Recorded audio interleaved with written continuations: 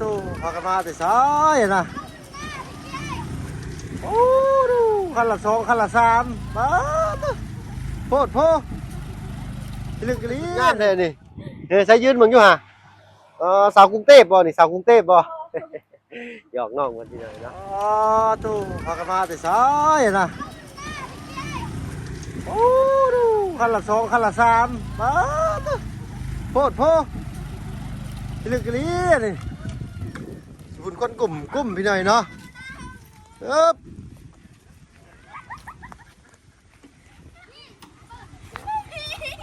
ใช้ล่ะได้ปะได้ครับสบายดีจ้าสบายดีโอ้ยบ่ได้ช่ำบาดใช้ล่ะได้หลายปะโอ้ยเนาะบ่มียังเลยนี่กำลังว่าสิน้ำลังไปเมื่อกี้นี่ม่วนบ่จะน่าสิพาไปซอนหอยซอนปลาเนี่ย น้ำบ่าวยังลงน้ำบ่ได้เด้อยังลงน้ำบ่ได้มันเจ้าปลาแพ แพ้ยังบ่แห้งอยู่เด็บหายตีนกับเปื้อนซ้ำนี่ขอโทษขออภัยพี่หน่อยเนาะเด็บออกเลย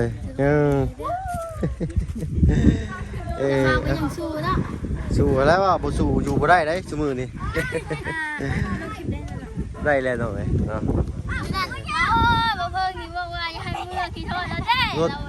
รถเชียร์มื้อน่ะเอาพี่หน่อยเนาะ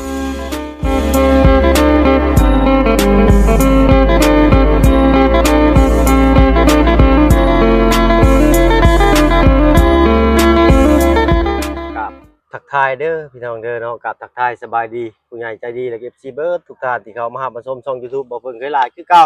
เนาะบ่ว่าฝั่งไทยฝั่งลาวและก็ทั้งฝั่งต่างประเทศจะยินดีต้อนรับเข้าสู่ช่อง YouTube บ่เพิ่งเคยหลายเช่นเคยพี่น้อยเนาะ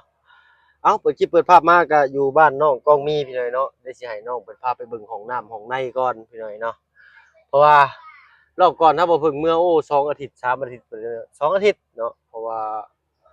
YouTube ก็ถูกแบนเพิ่นกำลังเริ่มสร้างห้องน้ำห้องในบาดนี้เป็นจังไดคือว่าฮักกะพาแต่กันมาหา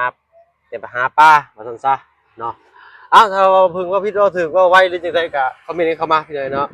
ที่เตือนกันได้เนาะขอโทษขออภัยว่าจะได้บ่สุภาพก็ได้เนาะใส่นกตรงมีเฮาทุสบายดีเบิดสุขสุคนเลยทุได้น้องสาวใช่ติดอัตึมเนี่ยไปตากแดดมาเนาะยังงามคือเก่าเมื่อยบ่ไปหาปลาได้หลายบ่ได้เพื่อนได้ปลาบ่ได้ปลาซ้ำใช้ห้องน้ำห้องในไปฮอดใช้ล่ะใช้ผ้าไปเบิ่งได้ปะดูจอนอนกลุ่ยอยู่เนาะเอาใส่พี่น้อยเนาะเอาบ่เบิ่งก็สิพยายามเว้าซ่าๆแหละให้เข้าใจพี่น้อยเนาะถ้าบ่เบิ่งก็เป็นคนเว้าไวๆคนจวดจ้านหน่อยนึงเนาะขอโทษขออภัยนำหลายๆว่าซั่นซะไปหาอยู่ใกล้บ่น้องต้องมีไก่พาขี่รถจักรไปฮะเป็นยังไงน่ะมันห้าโอ้เมารถบ่นี่เนาะเด้อห้องน้ำเพิ่นพี่น้อยเนาะสร้างเขาบ่ได้มาสร้างบ่มาสร้างบ้านใดเนาะบ้านสมุนบ้านสมุนบ้านสมุนไซบ่แม่นเนาะบ้านสมุนนี้เลยเนาะสมุนไซอยู่ทางพระราชนี่มีสมุนนึงพี่น้อยเนาะเท่าไรอันน้องก็มีค่าสร้างค่าไอ้เพิ่นก็ค่าสร้าง4.5 ล้านค่าสร้าง4.5 ล้านคือว่าจะมาประกวดอยู่นี่เนาะเอ้าสร้างนี่เพิ่นคือว่าขึ้นอันนี้แล้วเพิ่นขึ้นหลังคาเลยเนาะเพิ่นยันแดดว่าซั่นซะเพิ่นสิเทพื้นนี่ได้นี่โอ้ถือว่ามาตรฐานดีเลยพี่น้องพอใส่เสาซื้อเสาซื้ออุปกรณ์เบิดไปเท่าไหร่เลยล่ะโอ้อยู่บ่ฮู้ฮู้เลยตอนเจ้าลุงซื้อนั่นทรายแล้วก็นี่บล็อกเอาซั่นนี่แล้วก็เสานี่ตกประมาณ8.8 ล้านบ่ล่ะบ่โอ้โดยแต่ยังบ่ทันไล่จักจังเราเอาบ่เป็นหยังเนาะยังอันนั้นอีกบาทนี่จักคอเลยนี่ฮะโทรไปอยู่ไกลแต่โทรนะไผขุดให้ล่ะพอน้องเลี้ยงเด้ออุ้ยมะกล้วยเราเป็นตะสะออนพี่หน่อยเนาะพอก็ลงไปบักยาวนึงพอดินมันเป็น ดินต่ำสูงนี่พี่น้องเนาะต้องหาบ่อนขุดดีๆขุดใกล้สิก็ดีคือกันห้องน้ำมันจังบ่ปูมขึ้นมาใครได้มันใกล้น้ำแล้วน้องก็มีเนาะ เด้อ ไปจักคนมื้อนี้ไปจักคน 9 คนบ่ 9คนเลย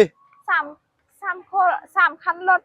คันละ3คน9คนเนาะ 9คนเลยเอ้ยเนาะเอาใช้ๆน้องๆเพิ่นพามาเบิ่งน้องๆเพิ่นพาแต่ปูหาปลาได้อยู่บ่ละบัดบ่ส่งได้ซั่นบ่จักอันนี้เนาะก็ได้ไปนี่ได้เลย ไม่ได้ เดี๋ยวว่า ได้ปลา3-4ตัวปล่อยขึ้นแล้ว น้องเพิ่นบ่สบายน้องเพิ่นเจียนพี่น้อยเนาะเอาพาอาบน้ำมาไหนเลยก็พากันไปหาใส่เสื้อผ้า มา เอา แต่ หนาว นั่นคอยรู้สึกหิวหัวคอยยังห้า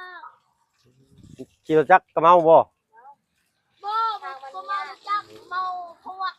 ฮะ เมาแดด เมาแดดตายคักบ่ได้บัดนี้ได้ฉีดหน้าได้บัดนี้เนาะยังอีกบาดนี้น้องก็มีงบในห้องน้ำนี่คือว่าเบิดแล้วมันบ่คือว่าครบพอดีแล้วแม่นบ่ ครบ หน่อยนี่ทางลุงเฮิมเพิ่นจัดการให้คนเดียวแมันบ่ตัวนี้ เด้อ น้องทางลุงเฮิมเพิ่นสิเป็นผู้รับจบพี่น้อยเนาะห้องน้ำขอบบุกขอบใจทางผู้ใหญ่ใจดีเพิ่นหลายๆพี่น้อยเนาะ เด้อ เอาขนาดเท่าไรนี่ฮู้อยู่บ่2 เมตรคูณ2 เมตร50เด้อ ใครอยู่ดอกน้ำบ้านน้องเพิ่นนั้นไหลตลอด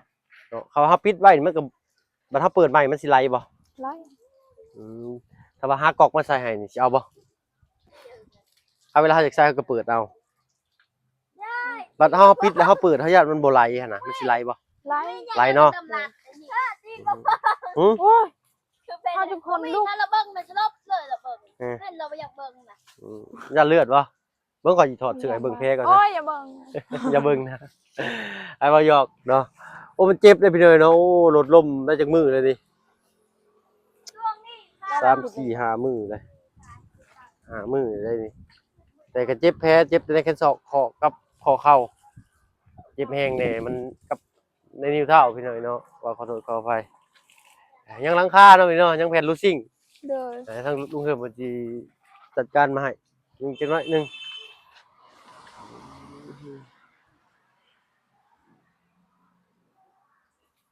เอาพี่น้อยเนาะโอ้ยหมักละมุดบ้านเจ้าอื่นหมักละมุดบ่นี่ เด้อมัน สุกเลยบ่ จักแล้ว ฮะ เธออยากกินหรอ อยากกินนั่นแหละจะสิเท่าใดเอ้าสิขึ้นอีกแล้วบ่เอ้าเบิ่งก่อนพี่น้อยเนาะเดี๋ยวเอาลงมาจังเบิ่งพี่น้อยเนาะเอาเพิ่นขึ้นให้เจ้าได้คลิปแดงอีกคือมื้อนั้นอีกบ่ได้พี่น้อยเนาะให้น้องไปกินก่อนว่าซั่นจ้ะฮะ แดดตากแดด โอ้ไก่ตากแดดตาย 3 กิโลเข้าอีก 3 โลครึ่งบ่โตไก่ผู้ใหญ่ไก่เราหั่นก็ได้ เด้อมากินหน้าไม่บีบตัวหน่อย ไอ้ หน้าตัวน่ะ ใช่นี่ลูกน้องก็มีขึ้นมาถึงเลยเฮ้ย แล้วบอกหน้าไม่บีบตัวหน่อย ย้อนลงมาเนาะ บ่ได้ โอ้บ่ได้กินแล้วแหละยาแล้วน้องเอ้ยเนาะ มัน เอ๊ะ เรื่องล่ะ ใช่ละมีเบิ่งอยู่อ่ะอ้าวบ่สุกซ้ำบ่ได้กินซ้ำอันนั้นน้องก็มีอันผู้นี้เพิ่นเป็นสาวจะบ่ ผู้ใด ฮะ แม่เราเห็นเป็น ลูกแรก สาว โอ้นิ่มๆนั่นนึงน้ำบิ๊กเบิ่งสุกบ่ยังบ่สุก มันทำให้สุกกันได้เนาะ ได้เป็นแปะ โอ้ลูกทุ่มแป๊ดๆไก่ตัวใหญ่ ๆว่าได้6โตเด้คือนี่โตได้เป็น7เลยเด้ 7โตซื้อมาโตใส่พ่อ ต้องแชร์ อ๋อทองจี14ล้าน4ประมาณ 2,000 บาทเลยเนาะก็เรียกว่าน้องเพิ่นอันบิดมาอันนั้นเลยเนาะ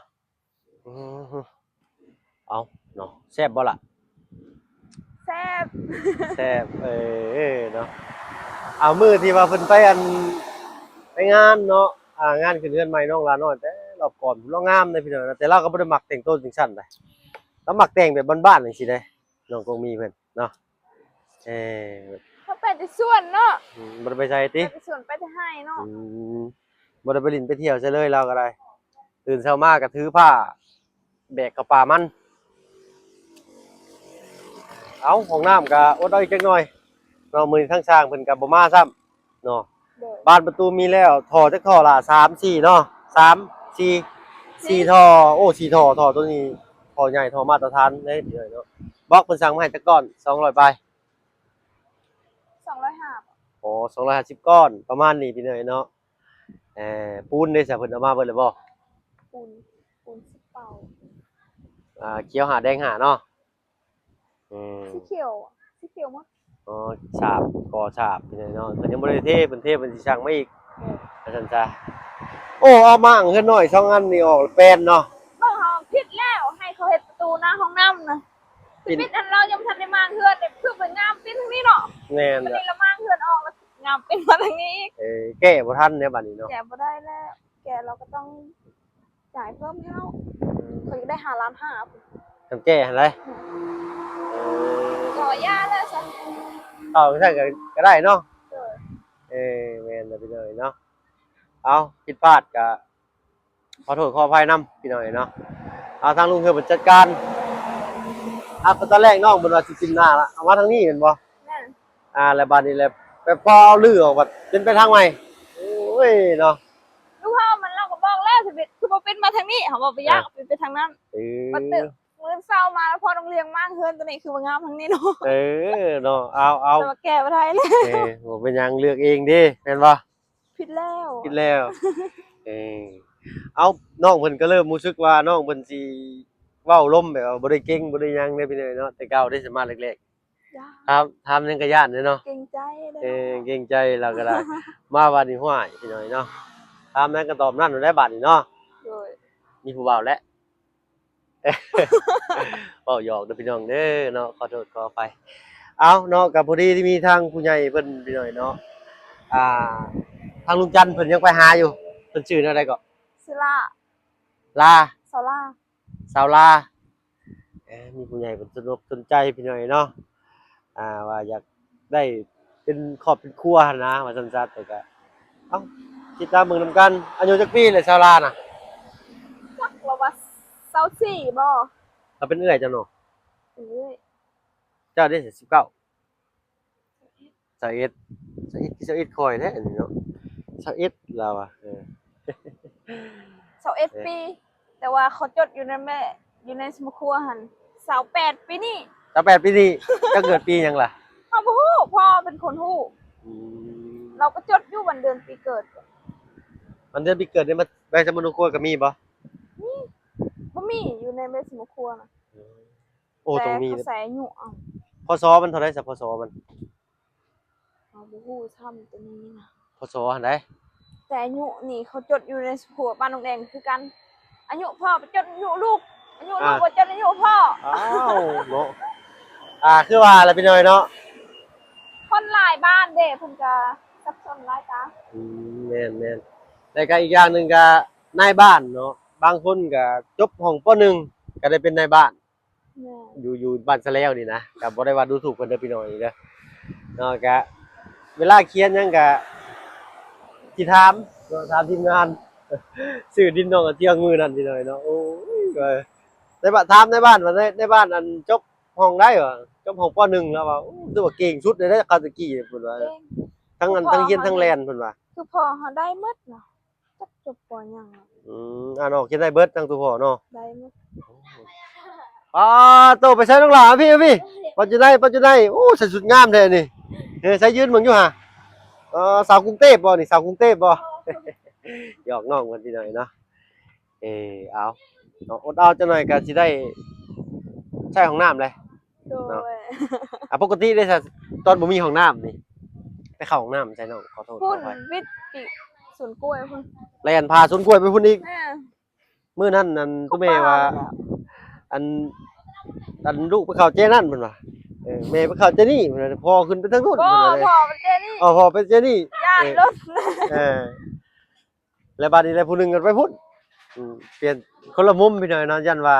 เกิดการผิดพลาดเกิดขึ้นเหยียบของกันแบบบ่แห้งอีกเนาะ เอาเนาะเป็นธรรมดาเป็นธรรมชาติแหละพี่น้อยเนาะเอาโอลมกับน้องเพิ่นก็ได้เพราะว่าน้องเพิ่นก็บ่ได้เชิญบ่ได้อายขึ้นแต่แรกๆเนาะเป็นได้ปลูกมันเท่าแล้วแหละ แล้ว แหละ บิดอันบ่เคยเข้ากล้องก็ยังอายเนาะ อย่างง่ายเนาะ เดี๋ยวนี้เคยแล้วบ่ได้อาย บ่ได้อายกันปกติใช้ชีวิตประจำวันก็คือเก่าเลยหลาย แม่ เนาะ น แค่เฮามาให้ คือชมอ้ายมากก็คือแบบคนบ้านเดียวกันเลย คือคนบ้านเดียวกันเลย คือในครอบครัว คือคนในครอบครัวเลยบาด โด นี้ ย แล้วกันบาดนี้พี่น้อยเนาะสิได้ไปไสบ่สิได้อยู่แต่ในนี่แหละนี่เนาะ สิได้ย้ายสมุทรครัวมาอยู่พี่แล้วบาดอ้าวอยู่เฮือนนี่อยู่กันจักคนก่อนล่ะ คำว่ารวมทั้งหมดท่านทุกคนบอกพ่อน้องเลี้ยงก็ไปอยู่โรงงานแล้วเนาะก็บ่ได้เลย พอโรงเรียนไปนอนอยู่โรงงาน กับน้องเราก็ไปอยู่โรงงานคำว่าอยู่ โดย แต่เดียวกันอยู่บ่ได้ จักสิไปนอนกันในไสติ เพราะว่าหลายคนเลยเด้อ เพื่อนเพิ่นบ่ได้มีไฟเด้พี่น้อยเนาะ บ่มี ติดเสาใหญ่อยู่แต่ว่าบ่มีไฟเนาะถ้าว่าดึงพื้นดึงไฟยังลงนี่ก็สิบ่แพงเพราะว่ามันบ่ไกลเด้พี่น้อยเนาะสักล้านก็7ล้านบ่ถามบ้านน้องต้นกล้าเมื่อก่อนนะขายมันปีหน้าพุ่นแหละล่ะเนาะสิเข้าไฟ ใครแน่เขาว่า7 ล้านกับหมู่บ้านเขาหลายอันนี้ต้องเอาลงมาแบ่งเอง ถ้าบ่แบ่งก็รวมบ่แบ่งเอ้ย7ล้านให้ถามตอนน่ะ7ล้านมันคือ12นี่แหละ7ล้านประมาณ10,000ปลาย12,000ไปเลยเนาะมีหมอ แม่น7 ล้านแบบเฉพาะเขาอันนั้นหมอแบ่งเขาลงให้แบบบ้านเขาหลายเด้ อืม คือแบบคนบ้านชะแลวบ้านอะอันนั้นบ้านดงเขาบ่ได้เสียหลายแบบนั้น เขาเอาลงมาสิมันสิเสียรายได้น่ะ เสียหลายแหละ มันบ่มีหมอแบ่งพี่น้อยเนาะมันต้อง หมอแบ่ง ดึงจากไฟจากสายใหญ่ลงมาแล้วก็มีหม้อแบงออก เราต้องเอาลงเอง ติดตั้งหม้อแบงปุ๊บแล้วก็แบ่งไฟเข้าบ้านอีกจังซั่นบ่ แม่ โอ้เนาะคือว่าบ้านน้องซ้อนกับบ้านน้องซ้อนเพิ่นมีทรายเดิมพี่เลยเนาะมีหม้อแบงอะนะเอาง่ายๆซะ หมอแบ่งแบบเขาเอาลงให้ เพราะว่ามันมีลายเฮือนเลยลายเฮือนหลังคาเลย แต่จังซี่นี่เท่าไรบัด ยังไม่รู้ โอ้เลย เด้อ แล้วกันพี่เลยเนาะเอาจังได๋ก็สิลองเซิร์ฟๆเบิ่งพี่เลยเนาะเอาก็ยังว่ากันบ่ได้พี่เลยเนาะเพราะว่างบเฮาก็มีแต่น้ำลุงเฮิมเพิ่นเฮ็ดห้องน้ำพี่เลยทั้งเฮาก็ยังบ่ได้มีเรื่องฟืนเรื่องไฟอยากได้อยู่บ่ล่ะไผ โอ้ยอยากได้เล สุด ย ใจเลยเนาะ สุดใจเลยเหรอ น้ำนี่ยังว่าหาใส่ตามธรรมชาติก็ยังได้เนาะ ว่าไฟนี่เด้ ไฟนี่คือปัจจัยหลักเลย เจ็บไข้กันยากเห็น เว้ยลุง ไม่ลุงสับ เจ็บอยู่อันเจ็บอยู่ไหล่เพราะว่าไปค้ำอยู่หัวเข่าสิเจ็บอยู่นี้เจ็บอยู่นี่เนี่ยบ่เห็นบ่เอารถหลายแน่พี่น้อยเนาะเพราะว่าเพิ่นกำลังเฮ็ดถนนหนทางแล้วป่านนี้เพิ่นหยุดรถไว้อะนะมันก็สิมาเป็นช่วงๆเนาะเพิ่นพูดหน้าทางใหม่แล้วก็เฮ็ดทางใหม่เนาะอุปกรณ์ใช้ล่ะมาเบิ่งพี่อยู่อะบ้านเพิ่นติดตั้งอันนี้ก่อนเลยเนาะ โดย เพิ่นติดตั้งบ้านวงกบก่อนเลยนี่บ้านวงกบกับประตูก่อนเลยนี่เอ่อบ้านลุง FC เพิ่นก็เม่นมาหลายเทื่อแล้วล่ะพี่น้อยเนาะว่าประตูนี่มันเป็นอันถึงน้ำเป็นหยังคือบ่ใช้ประตูยางประตูพลาสติกเพิ่นว่านะประตูพลาสติกเนี่ยมันบ่มีพี่น้อยเนาะทางนี้มีแต่ไม้แต่ทางเชโนนี่น่ะสิมีอยู่เนาะแต่ว่าเป็นยางมันสิบ่อยากดีปานใดมันอยากแตกมันบ่เด้งมันบ่พุกันจริงพี่น้อยเนาะแต่ว่ามันแตกสะโคกเป็นสะโคกงอยเนาะสะโคกย่อๆเอาพี่น้อยเนาะบ่เป็นสะโคกนั่งบอก250ก้อนก่อไปแล้วประมาณ50พุ่นนะเอาเพิ่นผู้มาเฮ็ดเสาเฮ็ดทางอีหยังเพิ่นเอ้าน้ำเสียบไปพุ่นได้บ่นี่ ได้ มันไหลเฉยบ่ฮะใช้ไปหุลงมาใช้บัดนี่สายมันฮอดใช้ล่ะอ๋อโธ่เว้าสายเพิ่นก็มีแต่ต่อกับต่อเนาะพอดีแหละสายยางนี่ท้ายรถลุงจันทร์พี่น้องเนาะแต่ว่าต้องซิดอยู่นำเพิ่นต้องถามเพิ่นพี่น้องเนาะต้องไปให้น้องเพิ่นนั่นล่ะเอ้าคือบ่ไหลล่ะ เข้าไม่ได้ต่อมาเลย ยังบ่ได้เสียบมาใช้ไปเสียบมาเบิ่งอยู่ห่ะ เบิ่งไปสิบก่อนนะ โดยเอาไหลแฮงอยู่ได้พี่น้อยเนาะเดี๋ยวก่อนขอล้างมือก่อนพี่น้อยเนาะ ไอ้แห้งอยู่เนาะ แฮงอยู่ได้น้ำมันก็สำน้ำประปามันบ่ได้เป็นขี้เละหรือว่าเจ็บขาหลานจำไม่ได้แน่มึงก็มือก็หมุนเบิดผู้ มือคนดูมันเนาะ มือสนุกคนยากแล้วเนี่ย เดี๋ยวแม่ ไฟไหม้ไฟลวกผู้มึงก็โหอันนี้ก็เชื่อมท่อมอไซค์เชื่อมท่อรถนะเชื่อมแล้วว่าไปจับเองว่ะนอนไห้มันขึ้นว่ะผมก็เล็บกระดำจังบุลีนถือน้ำมันเครื่องถือมีมือคนจิดุกยาก เล เลย ย นะ นะ ฮอดบานจะงู มือนั่นนะ เลย รถอ้ายมันตายอีกรถเพ่ เฮ้ย แม่นหมูมาหับเอา ได้ยินอยู่ลุงเหิมเขาว่า เอ๊บบ บ่เฮาสิปิดได้ซะ ปิดบ่เอาไปปิดอยู่พุ่น ปิดอยู่พุ่นอีกโอ้ตัวพี่น้อยเนาะจับกล้องให้นะบ่าวได้บักละ ก็ไปก็ เอ๊ะ มาแล้ว กลับไปกลับมาอยู่เนาะ เด้อ เพิ่นจงใช้เพิ่นไปตากแดดลายได้หนาเพิ่นค้ำลงไปหนึ่งนี่นี่เฮียยังมาพี่เบิ่งฮะถึงเราสิค้ำเนี่ยเราก็ยังขาวกว่าข่อยได้พี่น้อยเนาะใช่ค่ะ หน้าเพิ่นสิค้ำลงหน่อยหนึงเพราะว่าเพิ่นบ่ได้ห่อนะเดี๋ยวนี้ช่วงหนึงเพิ่นสิช่วงหนึงเพิ่นสิไปไปไห้ไปหยังแล้วเพิ่นสิห่อหน้าตลอดก็เลยแบบหน้าเพิ่นสิขาวเดี๋ยวนี้ค้ำลงหน่อยหนึงอยู่เด้นี่เนาะเอาพี่น้อยเนาะเอาสำหรับคลิปนี้ก็บ่มีหยังพี่น้อยเนาะถ้าว่าเพิ่นกับน้องกองมีก็สิขอตัวลำลาก่อนพี่น้อยพบกันคลิปหน้าเด้อพี่น้องเด้อเนาะสำหรับคลิปนี้ไปแล้วพี่น้อง เด้อ สบายดีจ้ะ